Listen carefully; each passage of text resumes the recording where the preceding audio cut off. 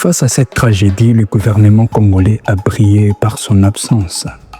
Les autorités n'ont pas su anticiper l'offensive des rebelles ni protéger les populations civiles.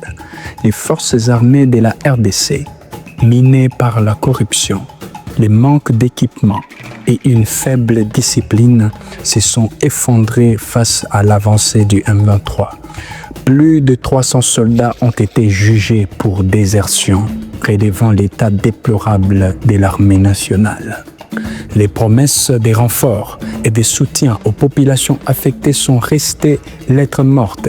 Les déplacés de Goma et de Bukavu se sont abandonnés par un gouvernement qui semble plus préoccupé par sa survie politique que par le bien-être de ses citoyens. Et aujourd'hui, une annonce hécatombe vient de sortir. Je cite, « Désormais, une marchandise venue de Goma au Bukavu devra payer un droit d'importation comme si ça venait de l'étranger. Kinshasa rejette aussi les exportations venant des zones occupées par les M23.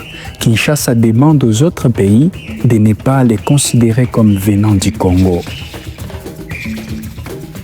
La RDC, un pays immense, dont l'économie repose en grande partie sur les échanges entre ces provinces, en déclarant que les produits venant des Goma et Bukavu doivent désormais payer des taxes d'importation comme s'ils venaient d'un pays étranger, le gouvernement congolais crée un précédent dangereux.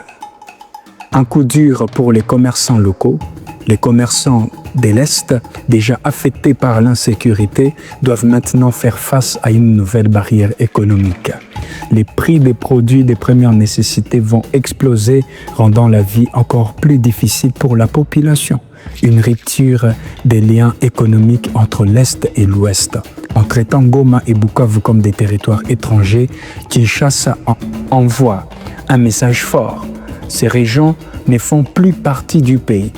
Une décision qui renforce l'isolement de ces provinces et pousse leur population à chercher des alternatives ailleurs, notamment au Rwanda et en Ouganda. Un manque total de vision stratégique.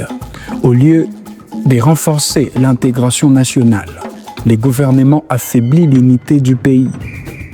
Cette mesure risque d'encourager encore plus les séparatismes, un objectif poursuivi depuis longtemps par certaines puissances étrangères. La balkanisation de la RDC est un projet évoqué depuis plusieurs années. Il s'agit d'un plan visant à diviser la RDC en plusieurs petits États, plus faciles à contrôler et à exploiter par des puissances extérieures. Les rôles du M23 et de ses soutiens étrangers. Les M23, groupe rebelle soutenu par les Rwandais, contrôlent une partie du nord Kivu de l'Ituri. En empêchant les exportations de ces zones, Kinshasa envoie un message contradictoire. Au lieu de lutter contre l'occupation, elle en reconnaît indirectement la légitimité. Une politique qui sert les intérêts étrangers. Kigali et Kampala ont toujours cherché à affaiblir la RDC pour exploiter ses ressources. En créant une frontière économique entre l'Est et l'Ouest, Kinshasa facilite la séparation de ces régions et rend encore plus dépendante la ville de Goma au Rwanda et à l'Ouganda. Un parallèle avec l'histoire des conflits africains. De nombreux pays africains ont connu des guerres de sécession après des divisions politiques absurdes. La RDC sur une pente dangereuse qui rappelle les cas du Soudan, où une division économique a précipité l'indépendance du Soudan du Sud. La population de Goma et Bukavu souffre déjà énormément à cause des conflits armés. Cette nouvelle mesure du gouvernement ne fait qu'aggraver leur misère. Explosion des coûts de la vie. Les produits alimentaires et les premières nécessités vont coûter plus cher à cause des nouvelles taxes. La population déjà appauvrie n'aura plus accès aux produits essentiels. Chômage et destruction du tissu économique local. Les commerçants qui dépendaient du marché national vont perdre leur clientèle. Les petites entreprises vont fermer. aggravant encore plus la crise sociale, une augmentation des tensions ethniques et sociales. Beaucoup des Kivusiens vont se sentir abandonnés par Kinshasa et trahis par leur propre pays. Cela pourrait pousser certains groupes à réclamer leur autonomie ou même à rejoindre des projets séparatistes. Cette décision soulève une question essentielle. Est-ce une preuve d'incompétence ou une stratégie délibérée pour favoriser la balkanisation du pays? Une incapacité à défendre l'intégrité territoriale? Le gouvernement n'a jamais réussi à éradiquer les groupes armés dans l'est du pays. Au lieu de se battre pour reconquérir ces zones, il les traite comme des territoires étrangers. Une décision qui confirme les accusations des trahisons.